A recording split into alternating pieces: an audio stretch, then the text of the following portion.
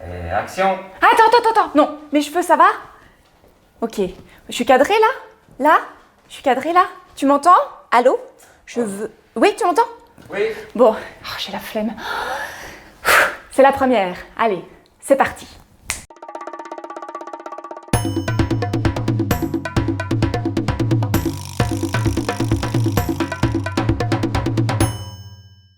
C'est la rentrée, mais soyons fous, parlons oisiveté. Parce que est sorti cet été aux éditions Parti Pour un petit recueil poétique dont il faut absolument que je m'entretienne avec vous.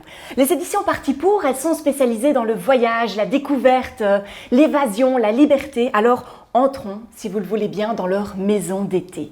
C'est un livre de Jocasta Uppen qui nous emmène dans la campagne, au cœur de la nature. Et c'est une poésie qui est douce, légère, qui fait du bien. Les strophes sont indépendantes, mais elles forment un tout, si vous voulez, une histoire de vacances. Et il faut souligner aussi l'excellent travail de l'éditrice Laurence van der Hagen, qui a targué ce livre, vous voyez, d'une reliure suisse ou à la suisse. En fait, c'est une reliure apparente qui va donner au livre de la souplesse et de la légèreté. Et ainsi, on est parfaitement en accord avec le fond et la forme.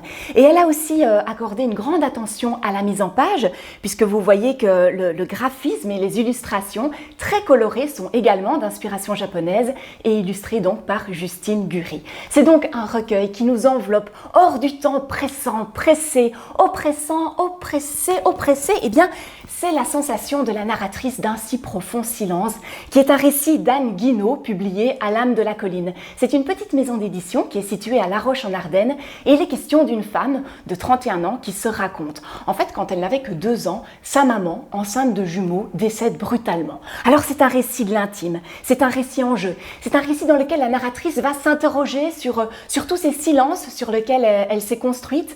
Elle va questionner ses racines, elle va plonger dans ses souvenirs d'enfance. C'est un livre sur la transmission, c'est un livre dont il est question en fait du lien perdu. Le lien perdu est sans cesse répété.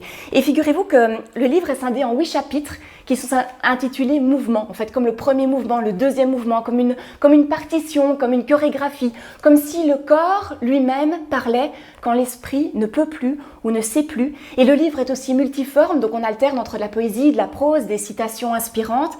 Et donc là aussi, l'écriture cherche un chemin, elle cherche la voie. Peut-être qu'il y aura une de ces voies qui sera celle de la résilience. C'est donc 2 très jolis livres qui sont sortis dans 2 petites maisons d'édition luxembourgeoises dont le catalogue mérite vraiment qu'on s'y attarde un instant. Voilà, c'est tout pour ce soir. On se retrouve dans 1 mois parce que dans 15 jours, vous serez en compagnie de ma collègue et acolyte Stéphanie Hayden, plus en forme que jamais, pour vous présenter d'autres sorties lecture en province de Luxembourg. À bientôt. Ciao.